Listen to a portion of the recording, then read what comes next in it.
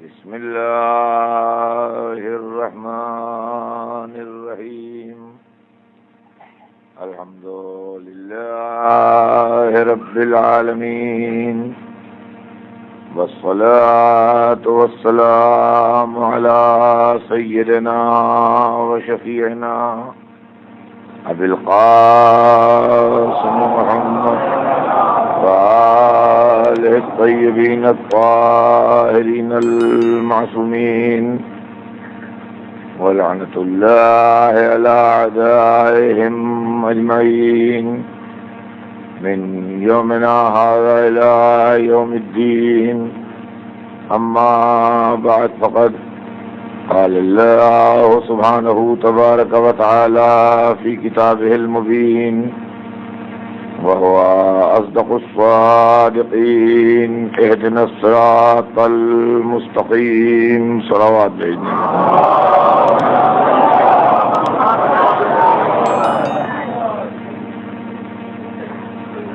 قرآن عالم قرآن مجید میں ارشاد فرما رہا ہے کہ اهدنا الصراط المستقيم، یعنی ہمیں یہ دعا مانگنا چاہیے کہ اللہ تو ہمیں سیدھے راستے پر باقی رکھ۔ سلسلہ کلام ذہن عالی میں ہوگا، ہمارے آپ کے درمیان 3 دن تک گفتگو محض لفظ علم پر چلتی رہی کہ ہم صرف علم کے وسیلے سے 1400 برس کا راستہ طے کر کے رسول و آل رسول تک جا سکتے ہیں۔ یہ بات میں نے شروع کی پہلی یا دوسری مجلس میں واضح کر دی تھی کہ صراط مستقیم ان لوگوں کا راستہ ہے قرآن کے بقول جن پر اللہ نے اپنی نعمتیں نازل کی، اور یہ بات طے شدہ ہے کہ جن لوگوں پر نعمتیں نازل ہوئی ہیں ان میں مولائے کائنات سرکار دو عالم جناب سیدہ اور حسنین علیہ السلام ضرور ہیں، لیکن یہ سب ہم سے بہت کافی فاصلے پر ہیں۔ ان میں کی آخری فرد یعنی امام حسین علیہ السلام کی شہادت کو بھی 1350 سال سے زیادہ ہو چکے ہیں، 1 سال بڑھ گیا اس سال، یعنی 1351 سال پورے۔ تو یہ 1351 سال کا فاصلہ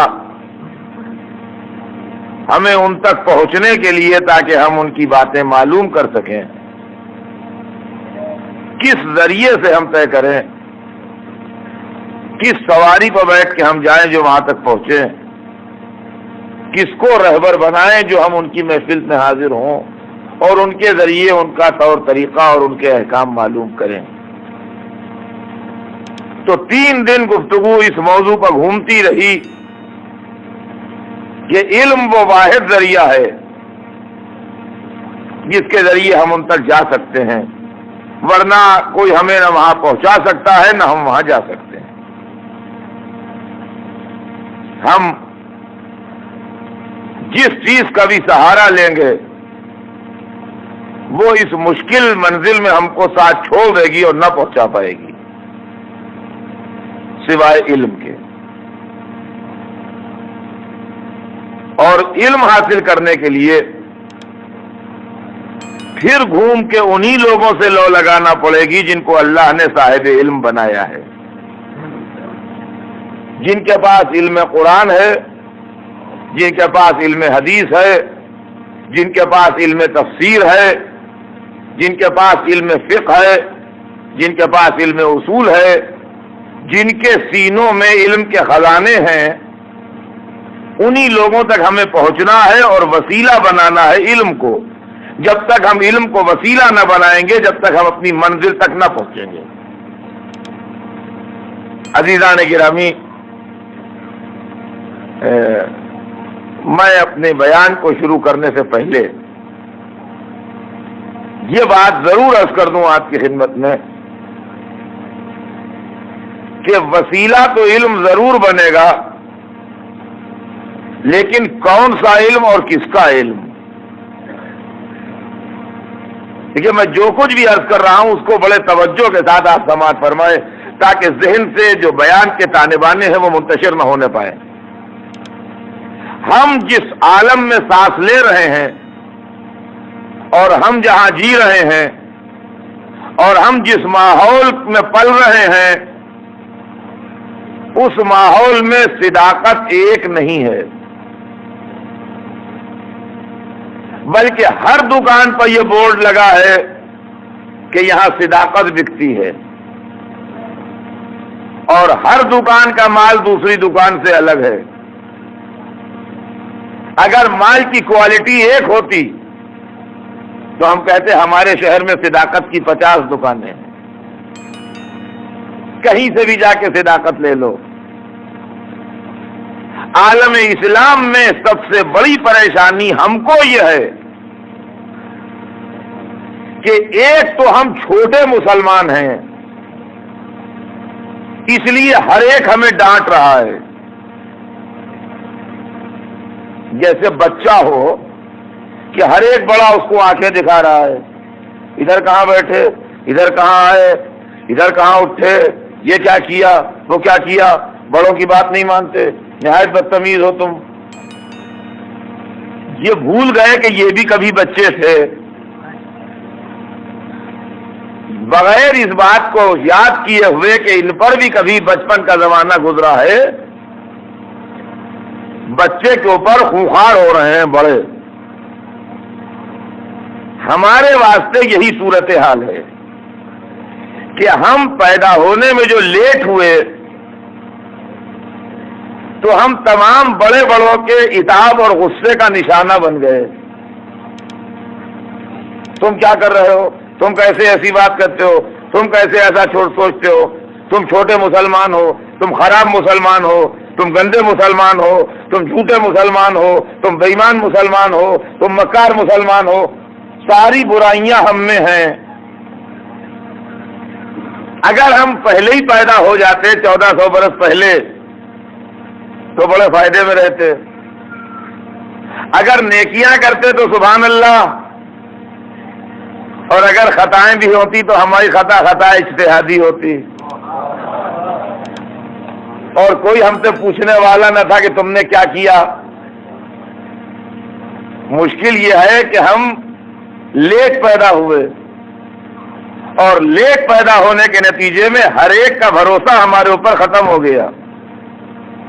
کیا یہ تو کمتر درجے کے مسلمان ہیں؟ حالانکہ ہم کبھی کبھی یہ سوچتے ہیں مگر کہنے کی ہمت نہیں کرتے کہ بڑے ناراض نہ ہو جائیں، ورنہ کبھی کبھی ہم یہ سوچتے ہیں کہ اگر ایک پلس پوائنٹ ان کے پاس تھا تو ایک پلس پوائنٹ ہمارے پاس بھی ہے۔ ان کا پلس پوائنٹ یہ تھا کہ انہوں نے اپنی آنکھوں سے سب کچھ دیکھا، حضور کو واز کرتے ہوئے دیکھا، انگریزوں کو تسبیح کرتے ہوئے دیکھا، چاند کو دو ہوتے ہوئے دیکھا، سورج کو پلٹتے ہوئے دیکھا۔ یہ ان کا پلس پوائنٹ ہے جو ہمیں نصیب نہیں ہوا، مگر ایک پلس پوائنٹ ہمارا بھی ہے، وہ دیکھ کے ایمان لائے، ہم بے دیکھے ایمان لائے۔ اور ہمارا ایسا نہیں ہے کہ دونوں پلس پوائنٹ انہی کے ہیں، ایک ہمارا بھی ہے کہ وہ دیکھ کے ایمان لائے ہیں جس بات پر ہم بے دیکھے ایمان لائے۔ جب انہوں نے چاند کو دو ہوتے دیکھا جب ایمان لائے، ہم نے سن کے خالی کلمہ پڑھا، ہم نے انگریزوں کو تسبیح پڑھتے نہیں دیکھا مگر ہم ایمان لائے، ہم نے سورج کو پلٹتے نہیں دیکھا مگر ہم ایمان لائے۔ ایک بات، دوسری بات کہیے تو ادب سے عرض کروں، اگر میری بات کو کوئی کسی بری طرف نہ لے جائے کہ میں اس بات کا قائل نہیں ہوں کہ اس زمانے میں سب برے ہی برے رہتے ہیں اور پہلے سب اچھے ہی اچھے رہتے تھے۔ میرا اپنا خیال یہ ہے کہ ہر زمانے میں برے اور اچھے لوگ ایک ساتھ دنیا میں رہتے ہیں. کچھ خراب کیریکٹر ہوتے ہیں، کچھ اچھے کیریکٹر ہوتے ہیں، کچھ ایسے ہوتے ہیں تھوڑے خراب ہیں تھوڑے اچھے ہیں، کبھی نیکی کی کبھی برائی کی، نماز بھی پڑھ لی، لڑائی بھی لڑ لی، کسی کا دل بھی خوش کر دیا، کسی کی دل آزاری بھی کر دی، گناہ بھی، ثواب بھی، واجب بھی ادا کیا، حرام کام بھی سرزد ہوا، سبھی کچھ ملی جلی مکس زندگی ہے ہر زمانے میں. اب رہ گیا یہ کہ ایک بات ایسی ہے کہ جس چیز کو ہم نے دیکھا نہیں ہے اس کو ہم عمدہ سمجھتے ہیں، اور جس کو ہم نے دیکھا ہے اس کی اچھائی برائی دونوں ہمارے سامنے ہے اور ہمارے یہاں. لہذا عام طور سے یہ بات مشہور ہے کہ پرانا زمانہ اچھا تھا، آج کا زمانہ خراب ہے. جس سے سنیے وہ یہ کہتا ہے ارے آج کا زمانہ کیا جناب، ہمارا زمانہ پہلے کا زمانہ اچھا تھا. ارے 100 برس پہلے کی بات کیجئے، کیا کہنا صاحب 100 برس پہ اس زمانے کے لوگ سچے ہوتے تھے، اب جھوٹے ہونے لگے. اس زمانے کی دوستیاں اصلی ہوتی تھیں، اب دوستی غرض کی ہوتی ہے. اس زمانے میں یہ بات تھی، اب یہ بات نہیں ہے. اس زمانے میں یہ بات تھی، اب یہ بات نہیں ہے. یہ بڑا زبردست پروپیگنڈا ہر زمانے میں ہے. میرا خیال یہ کہ ایسا نہیں ہے. آج بھی اچھے لوگ ہیں، کل بھی خراب لوگ تھے. آپ 200 برس پہلے چلے جائیے، ریکارڈ اٹھا کے دیکھیے، کیا جائیدادوں کے لیے مقدمے نہیں چلتے تھے؟ کیا بھائی بھائی کو محروم نہیں کرتا تھا؟ کیا باپ بیٹے کے درمیان جھگڑے نہیں ہوتے تھے؟ آپ 400 برس پرانی تاریخ اٹھائیے، کیا باپ کو قتل کر کے، قید کر کے اور بھائیوں کو قتل کر کے حکومت چھین لینا کوئی اچھے آدمی کا کام تھا؟ آپ 800 برس پرانی تاریخ اٹھائیے، کیا شہروں میں آگ لگا کے سروں کے مینار بنانا کوئی اچھا کام تھا؟ آپ 1200 برس پہلے کی تاریخ اٹھائیے، کیا انسانی خون کا گارا بنا کے عمارت تعمیر کرنا کوئی عمدہ کام تھا؟ آپ 1350 برس کی تاریخ اٹھائیے، کیا رسول کے نواسے کو شہید کرنا کوئی اچھا کام تھا؟ آپ اس کے پہلے کی تاریخ اٹھائیے، کیا نمازی کے سر پر مسجد میں تلوار مار دینا کوئی اچھا کام تھا؟ جی تو یہ تصور کرنا کہ پہلے کے لوگ اچھے ہی اچھے ہوتے تھے، میں اس کا قائل نہیں ہوں کہ پہلے کے لوگ اچھے اچھے ہوتے تھے. اچھے بھی ہوتے تھے اور برے بھی ہوتے تھے. اس کے پہلے چلے جائیے، کیا اللہ کے سب سے بڑے نبی کو پتھر مارنے والے اچھے لوگ تھے؟ کیا وطن سے نکالنے والے اچھے لوگ تھے؟ اور اس سے پہلے چلے جائیے، کیا اللہ کے ایک معصوم اور عظیم المرتبہ اولو العزم نبی کے لیے سولی لانے والے اچھے لوگ تھے؟ اس کے پہلے چلے جائیے، کیا پیغمبر کو چھوڑ کے گوشالہ پرستی کرنے والے، گائے کے بچڑے کو پوجنے والے اچھے لوگ تھے؟ اس کے پہلے چلے جائیے، کیا نبی کو چھوڑ کے نمرود کو خدا ماننے والے اچھے لوگ تھے؟ اس کے پہلے چلے جائیے، کیا نوح کو پتھر مار مار کے بت پرستی کرنے والے اچھے لوگ تھے؟ اس کے پہلے چلے جائیے، دنیا میں بڑا سناٹا ہے، ایک ہی گھر کی بستی ہے، اس میں 2 ہی لڑکے ہیں، ایک قاتل ہے ایک شہید ہے. اب اس کے پہلے دنیا ہی نہیں ہے، نہ پرانا زمانہ ہے. تو معلوم ہوا سب سے پرانا زمانہ جو تھا وہ حضرت آدم کا زمانہ ہے اسلامی نقطۂ نظر سے. اس سے پرانا کوئی زمانہ نہیں ہے جس میں انسانی وجود ہو. تو سب سے پرانے زمانے میں اور سب سے پہلے والے گھر میں جو 2 لڑکے تھے ان میں 2 طرح کا کیریکٹر تھا، ایک شہید، ایک قاتل. یہ میرا آپ کا گھر نہیں تھا، یہ نبی کا گھر تھا. تو ایک نبی جو پہلا نبی اس دنیا میں آیا، اس کے دو لڑکوں میں ایک لڑکا اچھا تھا، ایک برا تھا۔ اس کے بعد جو بڑے نبی آئے نوح، دیکھیے بڑی توجہ چاہتا ہوں آپ کی، اس کے بعد جو بڑے نبی آئے جناب نوح، ان کے بیٹوں میں ایک بیٹا کافر تھا جس کا ذکر قرآن میں ہے۔ فرمایا آپ نے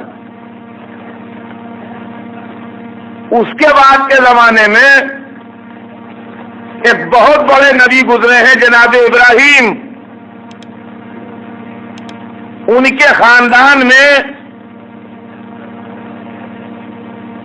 انہی کے پوتے پڑوتے جو تھے جناب یعقوب کے بیٹے،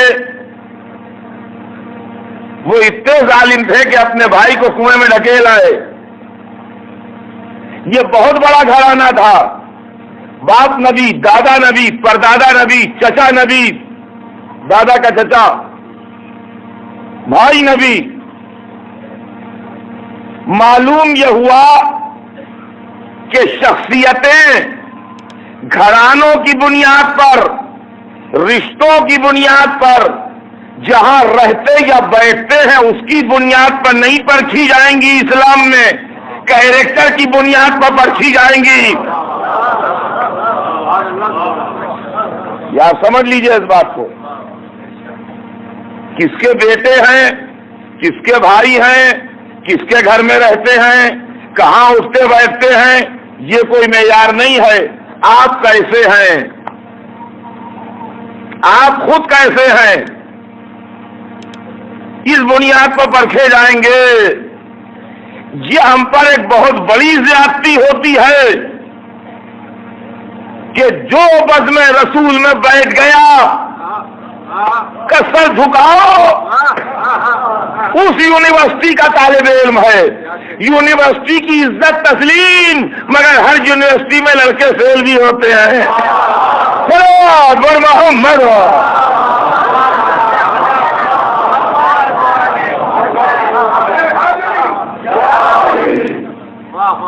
یہ سمجھ لیجیے آپ، یہ وہ معاملے ہیں جن میں ایک مسلمان کا دماغ الجھتا ہے۔ ہاں تم نے یہ کیسے کہہ دیا، میں کیسے کہہ دیا؟ نہ ہماری کسی سے دوستی ہے، نہ دشمنی ہے، نہ تعلقات اچھے ہیں نہ خراب ہیں، ہم سینکڑوں برس بعد کے لوگ ہیں، نہ ہمیں کسی سے لینا ہے نہ دینا ہے، نہ ہمیں رشتہ داری کرنا ہے، نہ بیٹی لینا ہے نہ بیٹی دینا ہے، نہ جائیداد بیچنا ہے ان کے ہاتھ، نہ جائیداد خریدنا ہے، نہ ہمارے گھر کی دیوار ملتی ہے، نہ ہمارا کھیت ملتا ہے ان کے کھیت سے جھگڑا ہو، نہ ایک ہی پوسٹ کے اوپر ہم دونوں نے اپلائی کیا ہے۔ جھگڑا کس بات کا؟ بھئی انہی باتوں میں جھگڑا ہوتا ہے دنیا میں۔ نہ وہیں پر برابر میں ہماری دکان ہے کہ ان کی دکان زیادہ چلتی ہو، ہمیں کیا گاہک کم آتے ہو، ایسا کوئی واقعہ ہی نہیں ہے۔ پریشانی کس بات کی ہے میاں؟ ہمیں صرف کردار رسول و آل رسول معلوم کرنا ہے، اس لیے کہ ہم صراط مستقیم کی تلاش میں ہیں۔ ہمیں یہ معلوم کرنا ہے کہ رسول کا راستہ کیا ہے، اس لیے کہ قرآن ہم کو یہ گائیڈ لائن دے رہا ہے کہ صراط الذین انعمت علیہم، ان لوگوں کا راستہ جن پر اللہ نے اپنی نعمتیں نازل کی ہیں۔ ہم بیٹھے ہوئے ہیں یہاں، رسول ہے 1400 برس کے فاصلے پر، کسی نے ہم سے کہا حضور کا راستہ یہ تھا، کسی نے کہا راستہ یہ تھا، کسی نے کہا راستہ یہ تھا، کسی نے کہا راستہ یہ تھا۔ اگر سب مل کے ایک ہی راستہ بتا رہے ہوتے تو کوئی پریشانی کی بات ہی نہیں تھی، آنکھیں بند کر کے اسی پر چلتے۔ لیکن لوگوں نے چونکہ راستے الگ الگ بتائے، اس لیے ہمیں پریشانی ہوئی کہ ہم جا کے خود بزم رسول تک دیکھے کہ حضور کا راستہ کیا تھا۔ اب اس کے لیے ہمیں کوئی وسیلہ اور ذریعہ تلاش کرنا ہے کہ جس کے ذریعے سے ہم رسول تک جائیں اور سیرت معلوم کریں۔ سیرت بیان کرنے والے علماء ہر سال حضور کی ولادت کا جب موقع آتا ہے مبارک تو جگہ جگہ جلسے ہوتے ہیں، لیکن وہاں بھی پریشانی ہوتی ہے۔ کہیں پوسٹر نکلتا ہے جشن میلاد النبی، کہیں پوسٹر نکلتا ہے جلسہ سیرت النبی۔ یہ نکتہ ہے، یا آپ اپنے شہروں میں جا کے دیکھیے گا، جو متوجہ نہ ہو میں ان کو آج متوجہ کرتا ہوں۔ کراچی میں، لاہور میں، بمبئی میں، کلکتے میں، لکھنؤ میں، دلی میں، اسلام آباد میں، جہاں دل چاہے دیکھ لیجیے آپ، پورے سب کانٹیننٹ میں اردو اسپیکنگ جہاں رہتے ہیں، دو طرح کے پوسٹر نکلتے ہیں۔ جشن میلاد النبی ہوتا ہے لکھا ہوا ایک میں، اور ایک میں ہوتا ہے جلسہ سیرت النبی۔ ہم سیدھے سادے مسلمان سمجھتے ہیں ایک ہی ہے، یہ ایک ہی نہیں ہے، یہ دو ہیں۔ اب اگر آپ ابھی تک متوجہ نہیں ہیں تو اب متوجہ ہو جائیے گا۔ جہاں کے ہیں آپ، جب آپ وہاں جائیے گا اور 12 ربیع الاول آئے تو متوجہ ہو جائیے گا، پوسٹر ہر جگہ نکلتے ہیں۔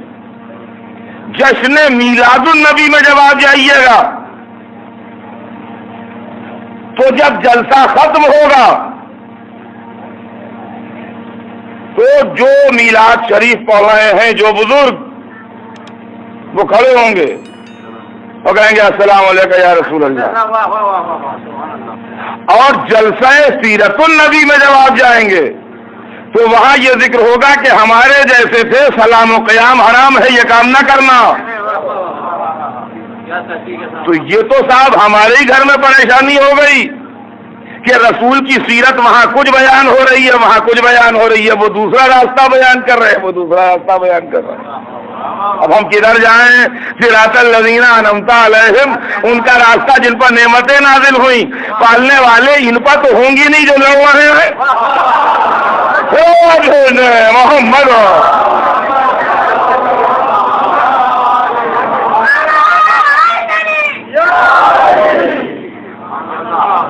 ان کا راستہ جن پر نعمتیں نازل ہوئی ہیں۔ ایک نے پڑھا کہ حضور نورانی تھے، روحانی تھے، پاک تھے۔ دوسرے نے کہا ہمارے سے تھے، ایک بشر تھے، معمولی حیثیت کے تھے، مٹی کے بنے تھے۔ ایک نے کہا یا محمد، دوسرے نے کہا یا ہٹاؤ، پکارنا کیسا، وہ مر چکے ہیں۔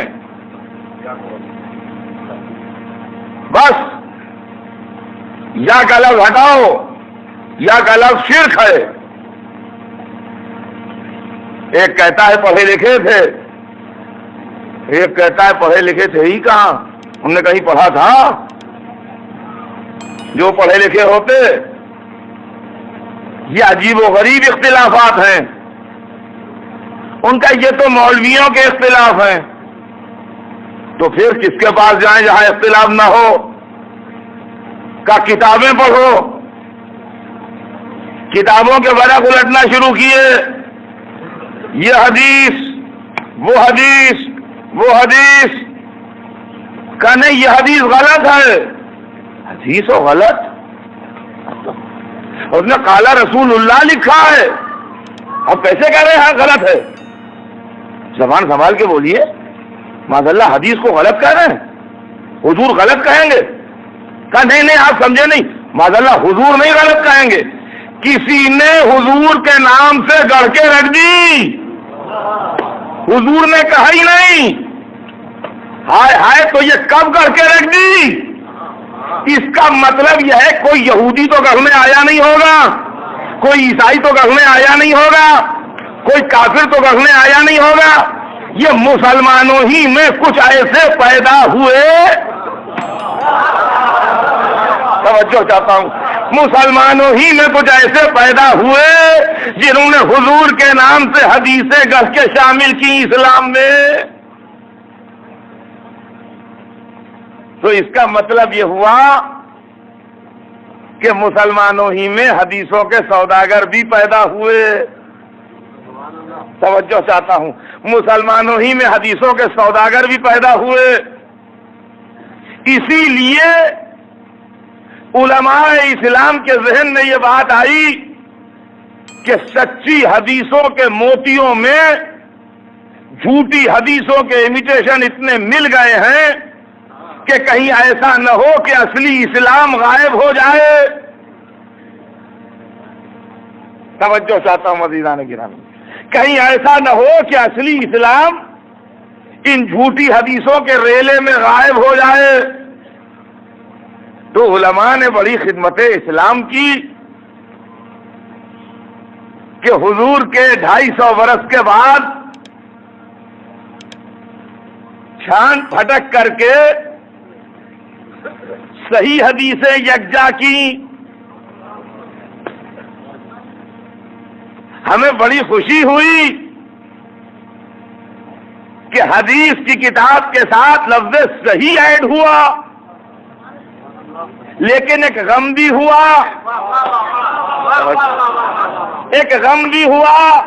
کہ لفظ صحیح اشارہ کرتا ہے کہ کچھ غلط بھی ہے.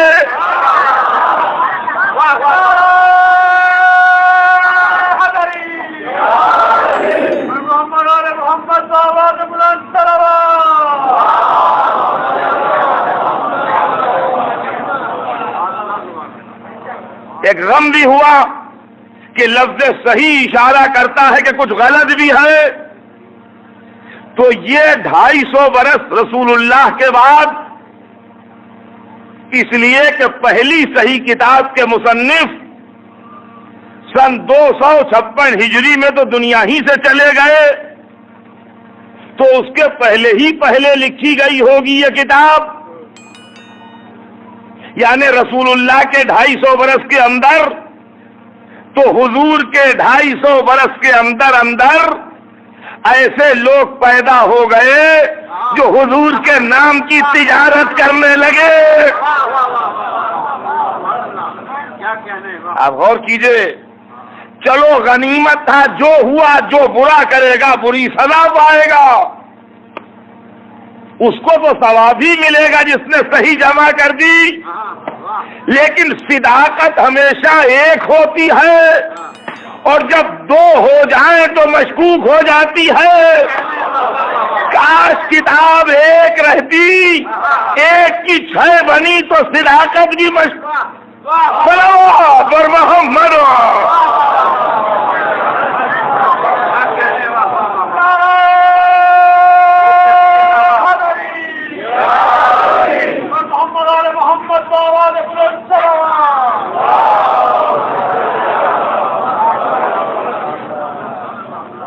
یہ میرے اپنے گھر کی بات ہے, نہ میرا ذاتی مسئلہ ہے. یہ ایک ایسے ذہن کی فکر ہے جو رسول کی سیرت معلوم کرنا چاہتا ہے, قرآن کا مطلب سمجھنا چاہتا ہے, اللہ کی مرضی معلوم کرنا چاہتا ہے, تاکہ دین میں اس کا راستہ صحیح رہ سکے. علماء کی کثرت اور ان کا اختلاف, حدیثوں کی شدت اور راویوں کی زیادتی, یہ سب چیزیں ہمارے دل کو دھڑکاتی ہیں کہ کیا ہوگا. پھر ہر دور اقتدار میں علماء کا زیر اثر اقتدار آنا یہ اس سے بڑا سانحہ ہے اسلام کے لیے. تو اب ہم بنی امیہ کے دور کو دیکھیں, کہ بنی عباس کے دور کو دیکھیں, کہ ترک و تاتار کے زمانے پر اعتبار کریں, کہ مغل شہنشاہوں پر بھروسہ کریں. ہم دمشق کے عشرت قدوں میں اسلام ڈھونڈنے جائیں کہ دجلے کی رنگین راتوں میں اسلام ڈھونڈنے جائیں کہ ہندوستان کے عالیشان محلوں میں اسلام ڈھونڈنے جائیں؟ کہاں جائیں؟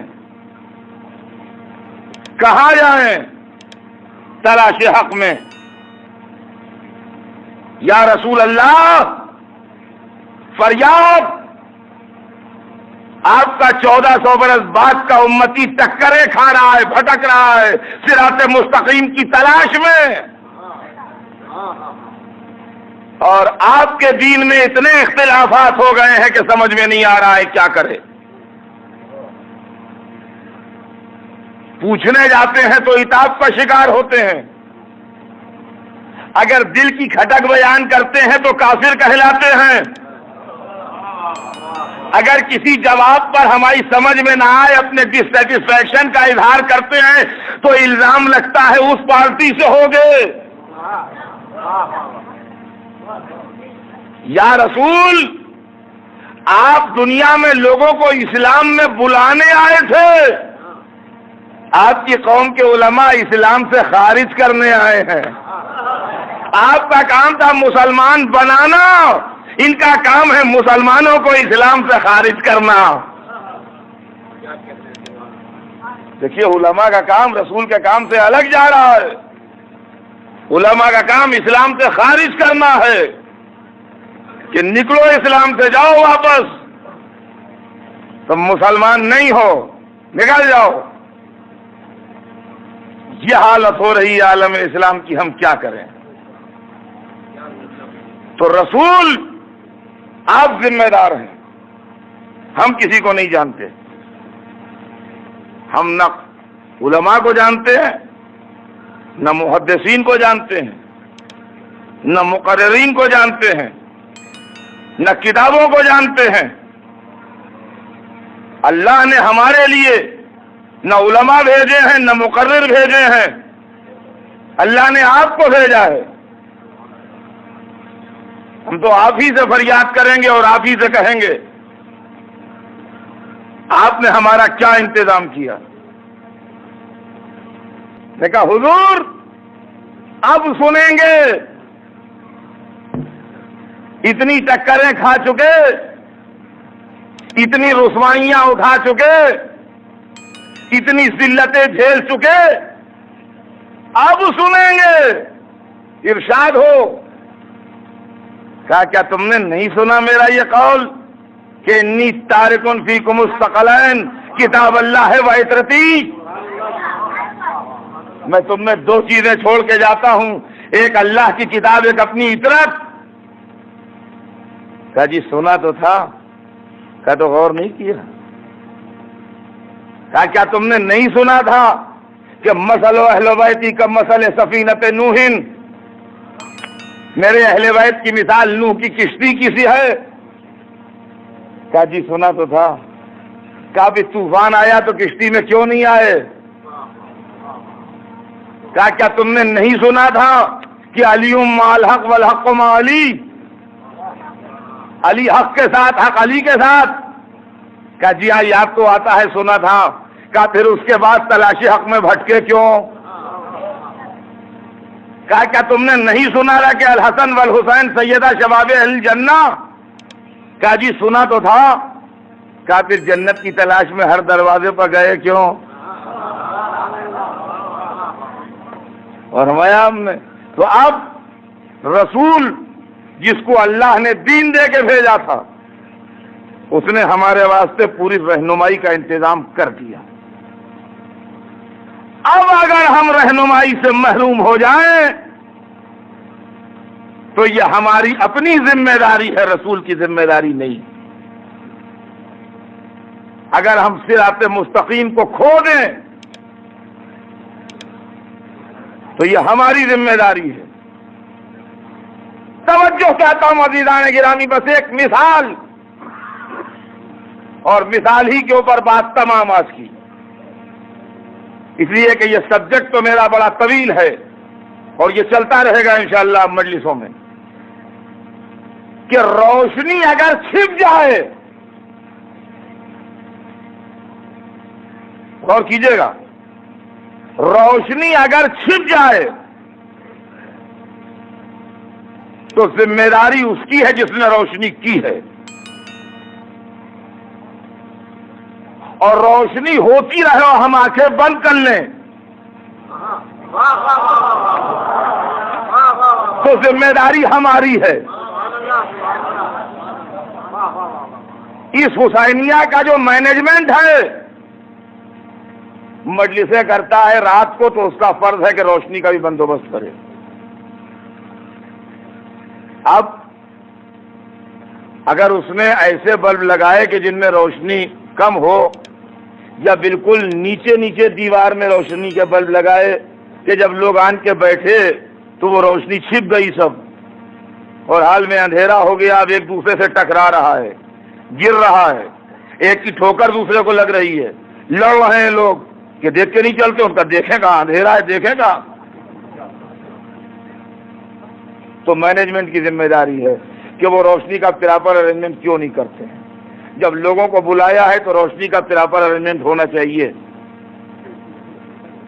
اور اگر انہوں نے اوپر لگا دیے سب بلب اور جھاڑ اور فانوس اور کول اور شینڈلر سب روشن کر دیے، مرکری روشن کر دی، حال میں خوب روشنی ہو گئی، اب جو آ رہا ہے نیچے سے وہ آنکھوں پٹی باندھ کے آ رہا ہے، تو اب مینجمنٹ کی ذمہ داری نہیں ہے۔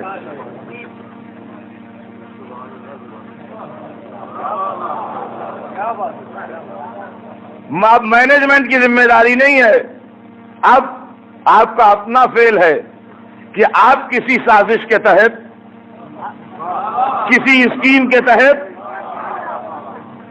کسی مقصد کے تحت، کسی کے بھڑکائے میں جب حسینیہ کے زینے پر اوپر چڑھتے ہیں تو آنکھیں بند کر لیتے ہیں، اور اس کے بعد پھر ٹکراتے ہیں، لڑتے ہیں، ایک دوسرے پر گرتے ہیں، ایک دوسرے کو مار پیٹ کرتے ہیں، ایک دوسرے کو الزام دیتے ہیں کہ جب ہم بیٹھے تھے تم نے ہمارے اوپر پیر رکھ دیا۔ یہ سب ہوتا ہے۔ توجہ چاہتا ہوں عزیزان گرامی، یہ سامنے کی بات ہے، بس اب اسی کو سن لیجیے آج کہ رسول نے ہدایت کے واسطے قرآن و اہل بیت نام کی جو دو روشنیاں لگائی ہیں، اگر یہ کسی دور میں چھپ گئی ہو تو ذمہ داری رسول پر ہے، اگر دنیا نے آگ بند کی ہو تو ذمہ داری پر محمد۔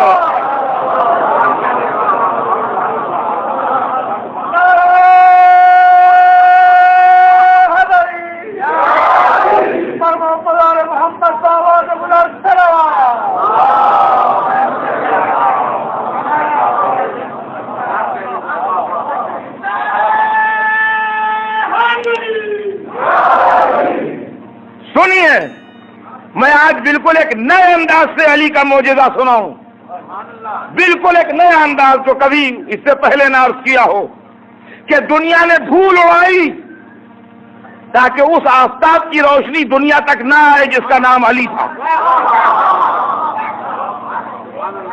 آفتاب تک تو پہنچنا بس میں نہیں ہے، لیکن 100-200 آدمی مل کے رمل اڑانے لگے کہ فضا میں گرد چھا جائے تاکہ آفتاب کی روشنی کم ہو جائے۔ لیکن خدا کی قسم طول تاریخ میں ایک دن بھی ایسا نہ گزرا، چاہے وہ دور بنی امیہ ہو یا دور بنی عباس ہو یا آٹومن ٹرکس کا زمانہ ہو یا ہندوستان کے اندر وہ دور ہو جن میں تعصب کی ہوائیں چلتی تھیں،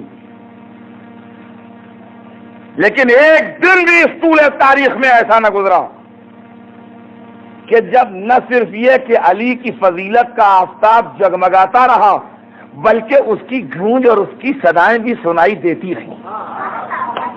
اب ریکارڈ کہاں سے ملے؟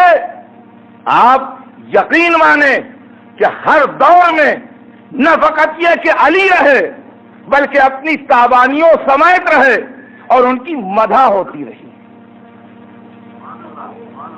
دیکھیے، معمولی آدمی کی مدح نہیں ہوتی ہے،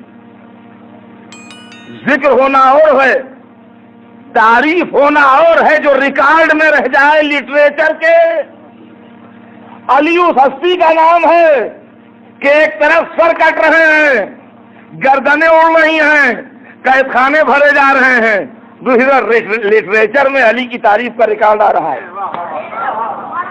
توجہ سنیے، یہ معجزہ نہیں ہے تو اور کیا ہے؟ میں آپ کو طول تاریخ کا ایک سروے کرا دوں۔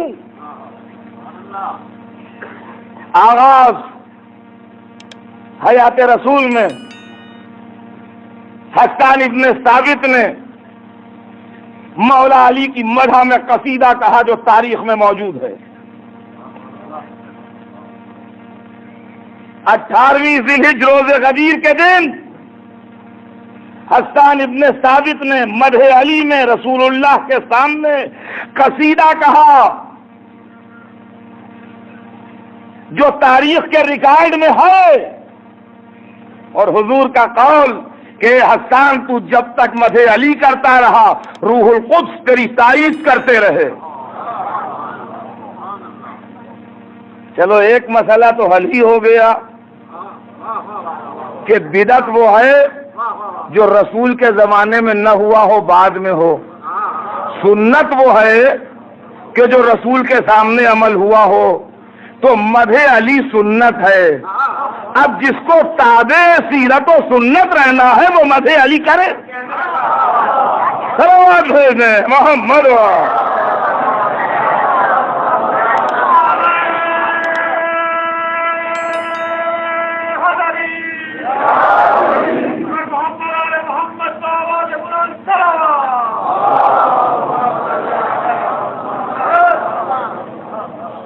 میں آپ کو پروز نہیں سناؤں گا، میں آپ کو صرف پوئٹری کا ہلکا سا ایک ریکارڈ دکھاؤں گا، جھلک، بہت ہلکی جھلک، ورنہ ڈیٹیل ہو تو پوری 10-20 مجلسیں ہو جائے ختم نہ ہو۔ مدح علی میں اتنا لٹریچر ہے، خدا کی قسم مدح علی میں اتنا لٹریچر ہے کہ 10-20 مجلسیں اس کے لیے کافی نہیں ہیں۔ سال 2 برس آدمی تقریر کرتا رہے تب بھی شاید کافی نہ ہو۔ میں تو خالی ایک ہلکی سی ایک جھلک، بس جیسے ایک منٹ بھر کے لیے جیسے ٹی وی پر کوئی فلیش ہوتی ہے کوئی چیز ایسے، ہاں بس ایک یہ ذرا سا۔ رسول کے زمانے میں حسان نے قصیدہ کہا، تاریخ کے ریکارڈ میں ہے۔ رسول کا زمانہ گزرا، دور بنی امیہ کا آغاز ہوا، علی کی مخالفت کرنے والے لوگ ایک جگہ جمع ہیں، شام کا حاکم اور اس کا بیٹا یزید بیٹھا ہے، پرائیویٹ محفل ہے۔ علی کی تعریف میں شعر کہا، یہ چاہنے والے کا شعر نہیں ہے، جو صفین میں تلوار لے کے قتل کرنے نکلا تھا اس کا شعر ہے۔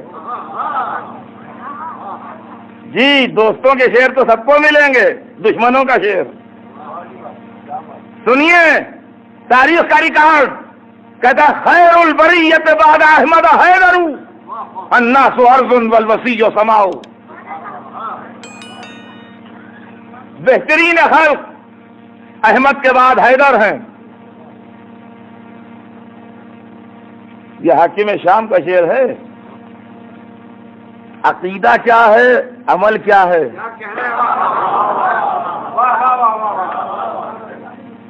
احمد کے بعد حیدر، بیچ میں کچھ نہیں۔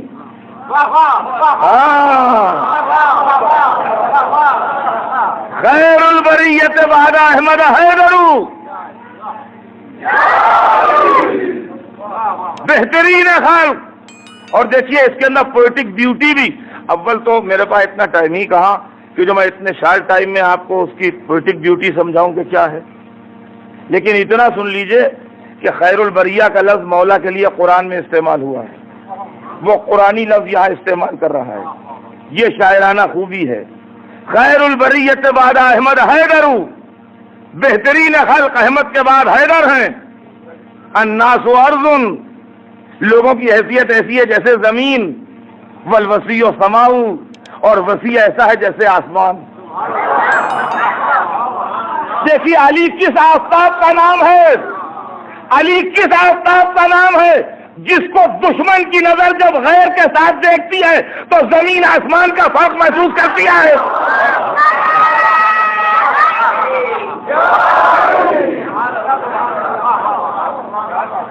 الناس ارض والوسیع سواء، انسان ایسے ہیں جیسے زمین، وسیع ایسا ہے جیسے آسمان۔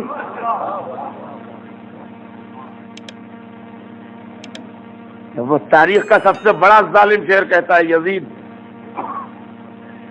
نے شعر بھی کہا اور اپنے باپ پر ٹانٹنگ بھی کی۔ جی کہتا ہے کملی حسن شہدت لہا ذراؤہا والحسن ما تشد به الذراء، علی کی مثال ایک ایسی حسینہ کی ہے کہ جس کے حسن کی اس کی صوتیں تعریف کریں۔ آپ شعر دیکھیے گا کیا ہے، اور حسن تو وہی حسن جو صوتیں گواہی دے۔ دیکھیے صوت کبھی اپنی صوت کی صورت کی تعریف نہیں کرے گی، یہ تعریف بھی کی، اس پر چوٹ بھی کی کہ مقابلے پر بھی آتے ہو، مدح بھی کرتے ہو۔ صلوات بر محمد۔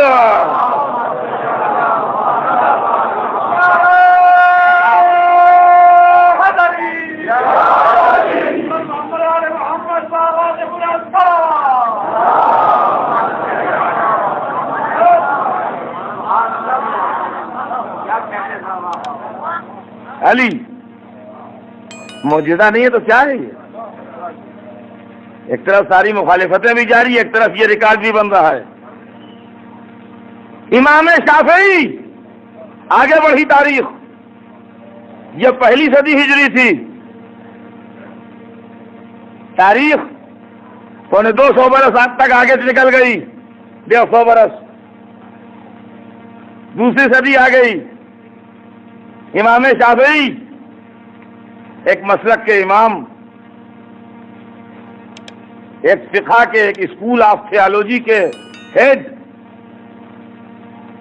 ایک مسلک فقہ کے سربراہ، مشہور نام ہے، آپ سب جانتے ہیں۔ مدح علی میں جو کہہ گئے وہ معلوم ہے،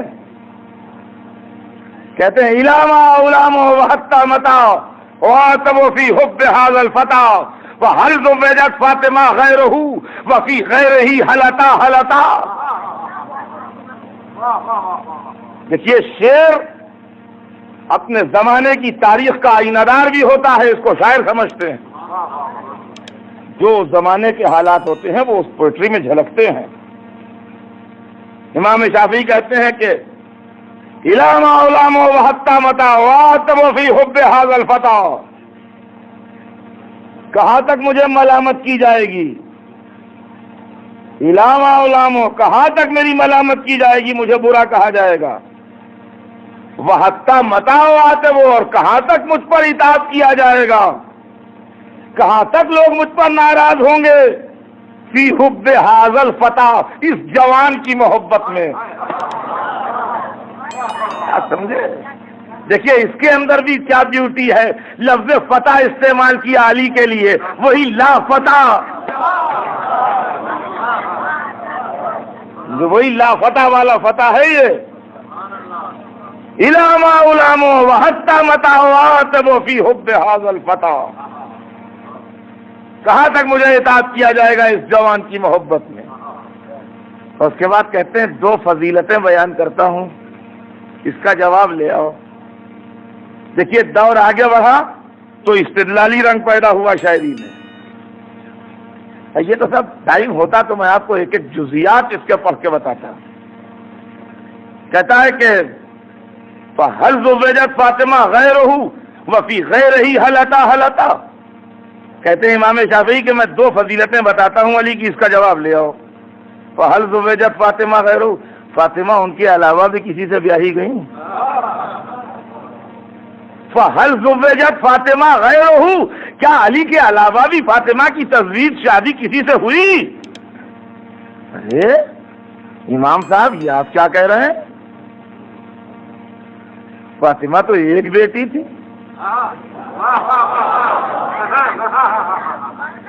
اوروں کے ساتھ تو دو بیاہی گئی، یہ تو بڑی کمزور دلیل معلوم ہو رہی ہے۔ امام شافعی کا انداز بیان کہہ رہا ہے کہ ایک ہی بیٹی کے قائل تھے۔ صلوات بھیج دیں محمد۔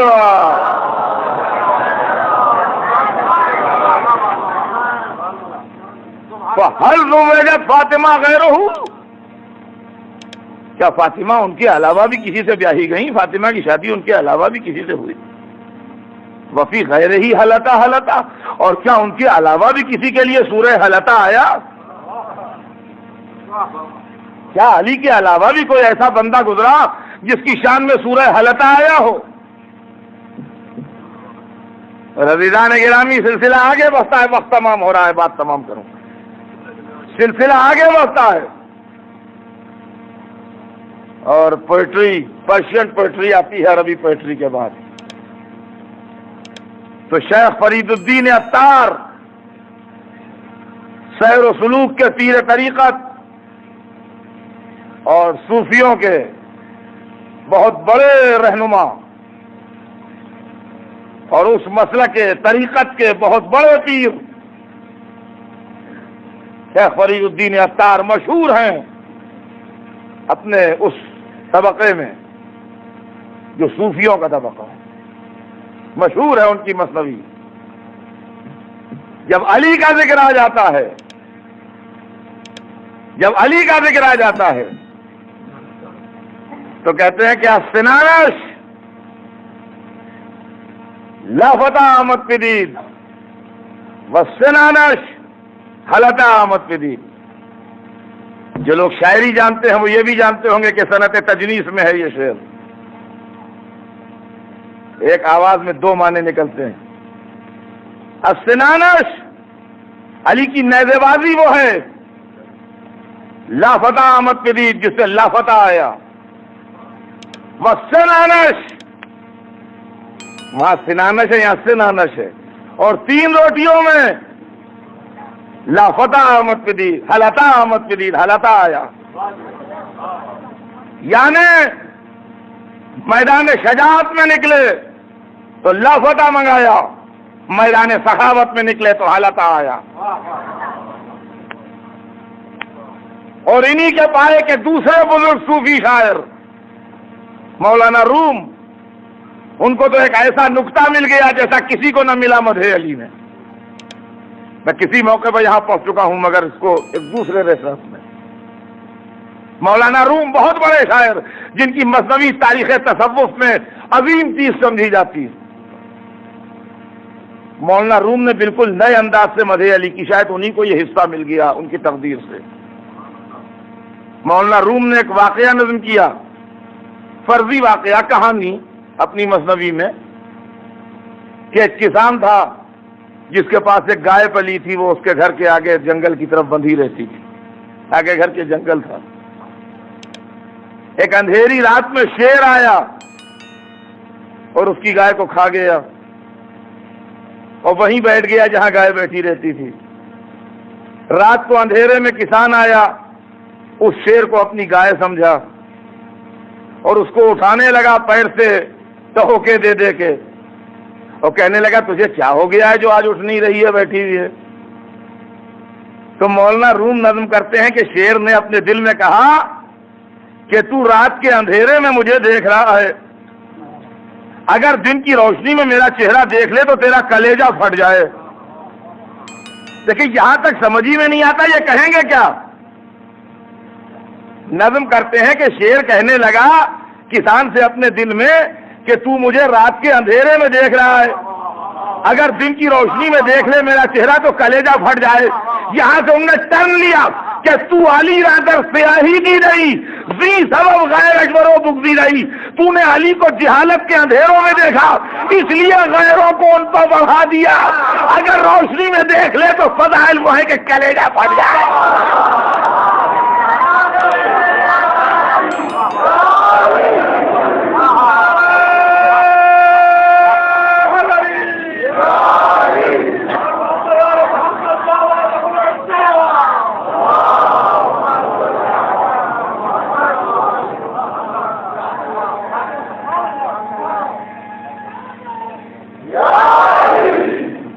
تو علی را در سیاہی دی رہی، سی سبب غیر اکبر و بغضی رہی۔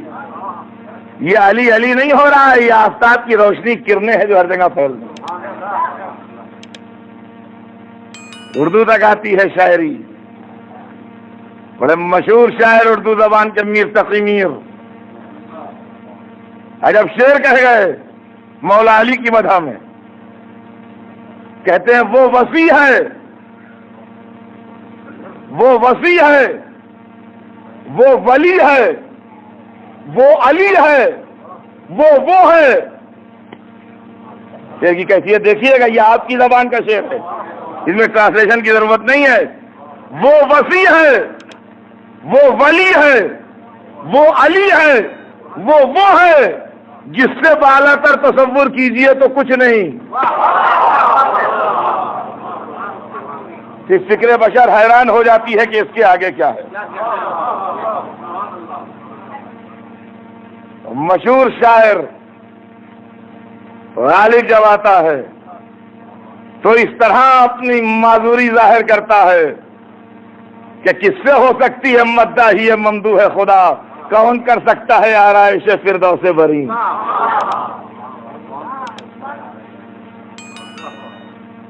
خدا کی قسم جب مدح علی میں آ جاتا ہے انسان تو پھر مزاج بدل جاتا ہے. وہ تو پھر غالب کو جا اور علمی استدلال کو جا، لیکن نہ جانے علی کی محبت کیا دے دیتی ہے کہ وہی غالب جو ساری دنیا میں ایک بڑے شاعر کی حیثیت سے جانے جاتے ہیں، جب مدح علی میں آتے ہیں تو مناظرہ پڑھنے لگتے ہیں. جو رند مشرب ہیں اور جن کی محفل سب کے لیے ہے، جہاں ہندو مسلمان اپنے پرائے کوئی فرق نہیں، لیکن جب علی کی تعریف پڑھ کے وہاں شعر کہتے ہیں تو نہ جانے کیسے بدل جاتے ہیں. کہتے ہیں یہ اجتہاد عجب ہے. شعر سنیے گا، بس وقت تمام، بات تمام کر رہا ہوں. یہ اجتہاد عجب ہے کہ ایک دشمن دین علی سے آ کے لڑے اور خطا کہیں اس کو.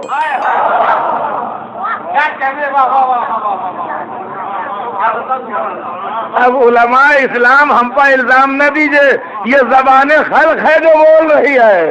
صلوات بھیجیں محمد.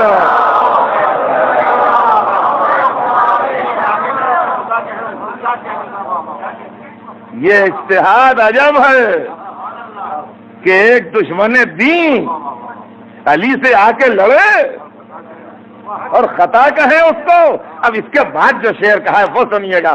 کہتے ہیں یزید کو تو نہ تھا اجتہاد کا پایا، برا نہ مانیے اگر ہم برا کہیں اس کو.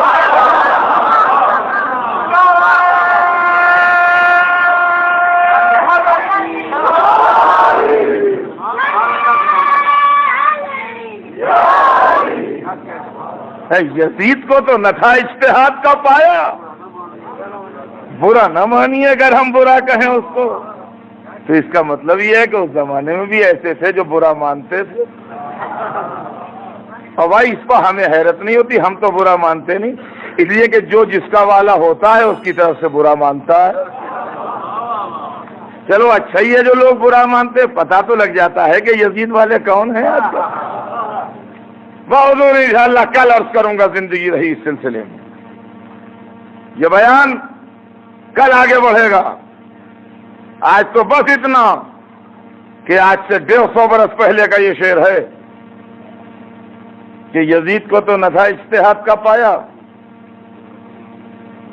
برا نہ مانیے اگر ہم برا کہیں اس کو. تو مطلب اس زمانے میں بھی ایسے تھے جو یزید کو برا کہنے پر برا مانتے تھے. ہر زمانے میں لشکر حسین بھی رہا ہے، لشکر یزید بھی رہا ہے.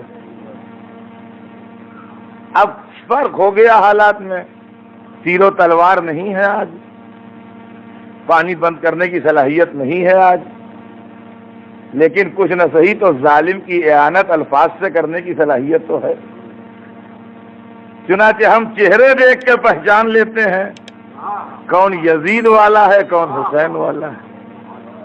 جس کو ذکر حسین، ذکر اہل بیت، ذکر حیدر کرار کے اوپر جو چہرے روشن ہونے لگتے ہیں، پہچان جاتے ہیں کہ اگر یہ اس زمانے میں ہوتے تو یا مولا علی کے ساتھ ہوتے یا امام حسین کے ساتھ ہوتے، اور یا کچھ ایسے ہیں جو مزمحل ہو جاتے ہیں، الجھ جاتے ہیں۔ ہم سمجھ جاتے ہیں اس زمانے میں ہوتے تو یا باپ کے لشکر میں ہوتے یا بیٹے کے لشکر میں ہوتے۔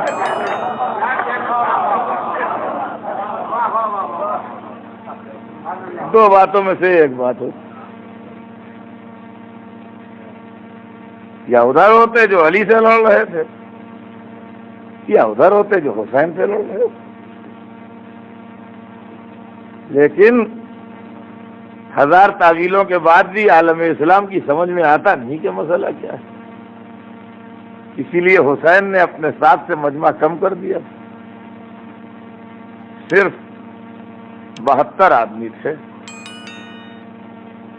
صرف وہ لوگ تھے جن کا سیرت و کردار، جن کا عمل، جن کی پاکیزگی دنیا کو معلوم تھی۔ خدا کی قسم امام علی مقام کا مرتبہ تو بہت بلند تھا، بنی ہاشم کے شہزادوں کی عظمت تو بہت ہی زیادہ تھی۔ جو اصحاب امام کے ساتھ آئے تھے ان کے سیرت و کردار کی پاکیزگی ایسی تھی کہ انہوں نے دشمن کے سامنے کھڑے ہو کے چیلنج دیا ہے کہ اگر ہمارے متعلق کچھ جانتے ہو تو بتاؤ۔ جی وہ دشمن جو خون بہانے کو تیار ہے، جو پانی روکے ہوئے ہے اور جو تلواریں سوٹے کھڑا ہے قتل کرنے کے لیے، وہ کیا مروت کرے گا کہ کچھ آپ کے خلاف جانتا ہوگا وہ نہ بولے گا؟ ارے وہ تو اگر معمولی بھی کوئی بات ہوگی تو اس کو انلارج کر کے بتائے گا۔ جناب حبیب، جناب مسلم، جناب زہیر، یہ وہ بزرگ تھے جو آئے کوفے والوں کے سامنے اور کہا کوفے والوں ہماری بھی زندگیاں کوفے میں کٹی ہیں، بتاؤ تم نے ہم سے کبھی کوئی غلطی دیکھی؟ ہمیں کسی برے رنگ میں دیکھا، کسی غلط لائن میں دیکھا، کوئی گناہ ہم سے دیکھا؟ اور کوفے والوں نے کہا نہیں، تم سے سوائے خیر کے کچھ نہیں دیکھا۔ کہا تو جب تم نے ہم سے سوائے خیر کے کبھی کچھ نہیں پایا تو ہم آج بھی تمہیں خیر کی طرف بلا رہے ہیں۔ فرزند فاطمہ کو ذبح نہ کرو، حسین کو شہید نہ کرو، ہم تمہیں اچھائی کی طرف بلا رہے ہیں۔ معصومہ کے بیٹے کو قتل نہ کرو جگر خارا کے لال کے لیے۔ مگر خدا برا کرے ان پر جن کے دلوں پر مہریں لگی تھیں اور جن کو دولت دنیا کی ہوس نے دیوانہ بنا دیا۔ مگر اللہ اللہ، کربلا میں کون سا جوش تھا صراط مستقیم بتانے کے لیے۔ تاریخ بتاتی ہے حسین کا بوڑھا سپاہی مسلم ابن عقیل، مسلم ابن اوسجا، جو اپنے بال بچوں کو لے کے آئے تھے کربلا میں۔ میں نے کتاب میں تو نہیں پڑھا مگر میرا دل کہتا ہے کہ بیوی بچوں کو شاید اسی لیے لائے تھے کہ کسی کو یہ شبہ نہ ہو کہ نصرت حسین کو جا رہے ہیں، کسی کو یہ شبہ نہ ہو کہ نصرت حسین کو جا رہے ہیں، ایسا سمجھا جائے کہ یہ قافلہ لیے ہوئے بال بچوں کو لیے ہوئے کہیں جا رہے ہیں۔ اور جب لڑنے کے لیے نکلے ہیں تو کربلا ابھی بیان نہیں ہوئی ہے پوری، 1350 برس سے بیان ہو رہی ہے مگر ابھی کربلا بیان نہیں ہوئی ہے، 25% نہیں بیان ہو پائی ہے کربلا۔ مسلم ابن اوسجا نے جو ضعیفی میں جہاد کیا ہے، آپ جانتے ہیں کیا تھا؟ تاریخ لکھتی ہے کہ جب یہ ضعیف آدمی کمر کس کے اور پیشانی پر اپنی بھویں لٹکی بھی اٹھا کے اور رومال باندھ کے بیٹھا ہے تو ایسا لگ رہا تھا جیسے جوان شیر ہے، اور اس کے بعد جو دشمن پر حملہ کیا ہے تو مولا علی کے جہاد کی تصویر دکھا رہا تھا۔ غلام علی ہی کے تو غلام تھے نا، لہذا آقا کی جھلک کیوں نہ آتی؟ مولا علی کے فضائل میں ہے، آپ پڑھیے مولا علی کے فضائل کی روایتیں اور کتابیں تو اس کے اندر یہ لکھا ہے کہ الضارب بالسیفین والطاعن بالرمحین، یہ مولا علی کے جملے ہیں آپ کے القاب میں۔ الضارب بالسیفین، علی نے کبھی کبھی میدانوں میں یوں بھی لڑائی لڑی ہے کہ 2 ہاتھوں میں 2 تلواریں لے لی ہیں اور یہ دیکھیے بڑا مشکل کام ہے، دونوں ہاتھ ایک طرف چلتے ہیں، نہ جانے کون سا فن جنگ تھا علی کا کہ دو ہاتھوں میں دو تلواریں لے کے الگ الگ چل رہی ہیں، ادھر والے اینگل سے کٹ رہے ہیں، ادھر والے ادھر، الضارب بالسیفین، دو تلواروں سے ضرب لگانے والے، والطاعن بالرمحین، اور دو نیزے لے کے لڑنے والے۔ کبھی کبھی علی یوں نکلتے تھے میدان میں کہ دونوں ہاتھوں میں دو نیزے، ادھر والا ادھر کے نیزے سے چھلنی ہو رہا ہے، ادھر والا ادھر کے نیزے سے چھلنی ہو رہا ہے۔ آپ کتاب پڑھیں تو آپ کو شان علی میدان میں ملے گی، الضارب بالسیفین والطاعن بالرمحین۔ یہ علی کا غلام، تاریخ لکھتی ہے کہ جب دشمن قریب آ جاتا تھا تو تلوار نکال کے لوٹتا تھا، اور جب دشمن چھٹک کے دور چلا جاتا تھا تو نیزہ لے کے حملہ کرتا تھا، اور ایسی لڑائی لڑی کہ علمان کا شور بلند ہو گیا، بھگدڑ پڑ گئی لشکر یزید میں، زخمی ہوتے ہوتے، خون بہتے بہتے وہ منزل آئی کہ اب گھوڑے پر سنبھلا نہیں گیا، تو آقا کو سلام کر کے زمین پہ آئے، بندہ پرور آقا، غلام نواز آقا فوراً پہنچ گیا سرانے۔ حبیب ابن مظاہر بھی ان کے دوست تھے، جناب مسلم کے دوست تھے حضرت حبیب بھی، وہ بھی آئے آقا کے ساتھ۔ صورتحال یہ ہے کہ امام نے سر زانو پر لیا، سرہانے امام بیٹھے ہیں مسلم کے، اور حبیب سامنے بیٹھ گئے پائٹی، اور زانو میں سردار جوانہ نے جنت جو ملا تو نیند آنے لگی، آنکھیں بند ہونے لگی۔ حبیب نے سوتے ہوئے مسافر کو آواز دی، مسلم، مسلم نے آنکھیں کھولی، کیا ہے حبیب؟ کہا جہاں تم جا رہے ہو وہیں میں بھی آ رہا ہوں، اور تمہارے پیچھے پیچھے میں بھی چل رہا ہوں، آتا ہوں، مگر مسلم عرب کا دستور ہے کہ وصیت کے لیے کہتے ہیں، کوئی بات دل میں ہو تو کہہ دو۔ تاریخ بتاتی ہے اب طاقت جواب دے چکی تھی، سانس اکھڑ چکی تھی، ساری قوت یکجا کر کے ایک جملہ کہا کہ میں تمہیں وصیت کرتا ہوں۔ اس کے بعد شاید طاقت نے ساتھ چھوڑ دیا، کانپتا ہاتھ اٹھا کے حسین کی طرف اشارہ کیا، ان کے لیے وصیت کرتا ہوں۔ حبیب نے کہا مسلم آرام سے جاؤ، جب تک دم میں دم ہے آنچ نہیں آنے دوں گا، آقا کے اوپر پروانہ وار نثار رہوں گا، جب تک میں زندہ ہوں اس وقت تک کسی کی مجال نہیں آنکھ اٹھا کے دیکھ لے۔ میں کہوں گا چاہنے والوں عصر عاشور کو آؤ، حسین آواز دے رہے ہیں، این حبیب، این مسلم۔ کہا دیکھو آقا کا خیال رکھنا، میں یہ تو واقعہ کتاب میں لکھا ہوا ہے، مگر میرا دل کہتا ہے کہ جو وصیت حضرت حبیب کو کی، میں نے کتاب میں نہیں پڑھا، میرے پاس حوالہ اس کا تو ہے، اس کا نہیں، میرا دل کہتا ہے کہ شاید چلتے وقت زوجہ سے بھی یہی کہہ کے آئے ہوں گے۔ حالات آگے کے بتاتے ہیں کہ شاید چلتے وقت یہی بات زوجہ سے کہہ کے آئے ہوں کہ آقا کی نصرت کا خیال رکھنا، اس لیے کہ ادھر حبیب کا لاشا مقتل سے گھر میں آیا، اور ادھر خیمے کا پردہ اٹھا، ایک بچہ نکلا، حسین کے آگے ہاتھ جوڑے، آقا آقا مجھے اجازت دیجیے۔ حسین نے بچے کو دیکھا جس کے سر سے ابھی ابھی باپ کا سایہ اٹھا تھا، کہا پلٹ جا بیٹا پلٹ جا، تیری ماں کے لیے تیرے باپ کا غم بہت ہے۔ تو بچہ آنکھوں میں آنسو ڈبڈبائے، ہاتھ جوڑے، کہتا ہے مولا میری ماں ہی نے تلوار باندھ کے بھیجا، میری ماں ہی نے تلوار باندھ کے بھیجا ہے، ماں ہی نے بھیجا ہے مجھے آپ کے اوپر جان نثار کرنے کے لیے۔ اور ادھر سے در خیمہ سے کنیز پکارتی، آقا یہ کنیز کا ہدیہ ہے، رد نہ کیجیے گا آقا ورنہ میرا دل ٹوٹ جائے گا۔ آقا بڑے ارمانوں سے یہ ہدیہ بھیجا ہے آپ کی خدمت میں، قبول فرما لیجیے گا اسے۔ اور اس طرح تڑپ کے کہا بی بی نے کہ حسین کو سر جھکانا پڑا۔ بچہ مقتل میں چلا گیا۔ اس کو آپ سے بہتر میری بہنیں سمجھیں گی کہ مائیں جب بچوں کو سجاتی ہیں، سنوارتی ہیں، کپڑے بدلواتی ہیں تو ہاتھ اٹھا کے ان کی زندگی کی دعا بھی مانگتی ہیں۔ کربلا کی ماں بچے کو سجا کے سنوار کے سپاہی بنا کے زندگی کی دعا نہیں مانگتی، کہتی ہے میرے لال سر کو نثار کر دے جا کے۔ بچہ میدان میں گیا، میرے پاس حوالہ رکھا ہوا ہے جس میں لکھا ہے کہ اس بچے نے اتنا چھوٹا تھا کہ دونوں ہاتھوں سے پکڑ کے تلوار چلا رہا تھا۔ اللہ اللہ، کیا وقت پڑ گیا تھا حسین کو، خدا کی قسم کلیجہ ٹکڑے ہو جائے خالی یہ سوچ کے کہ بچے آ رہے ہیں لڑنے کے لیے۔ اتنا چھوٹا سا بچہ تھا کہ دونوں ہاتھوں سے تلوار پکڑ کے چلا رہا تھا، ایک ہاتھ میں نہیں۔ لیکن میرے پاس وہ کتاب موجود ہے جس میں یہ لکھا ہے کہ اس چھوٹے سے بچے نے 17 آدمی مار ڈالے۔ یہ 17 کی فگر اس لیے سمجھ میں نہیں آتی کہ وہاں عباس و علی اکبر جیسے لوگ لڑ رہے تھے، اس لیے 17 کی فگر کے اوپر نظریں آپ کی جمیں گی نہیں۔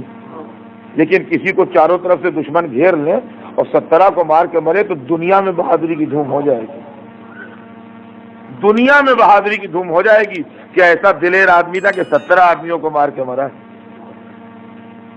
17 آدمیوں کو مار کے مرا، ایسا دلیر تھا۔ یہ چھوٹا سا بچہ تھا لیکن حسین کی نصرت میں ایسا شیر ہو رہا تھا کہ 17 آدمی مار ڈالے، اور اس کے بعد ظالموں نے مل کے اس کو گرایا اور سر کاٹ کے ماں کی طرف اچھال دیا۔ او خدا کی قسم، مامتا طلب گئی ہوگی، انسانیت کام گئی ہوگی۔ ماں نے جلدی سے کٹا سر اٹھایا، سینے سے لگایا، منہ پر منہ رکھا۔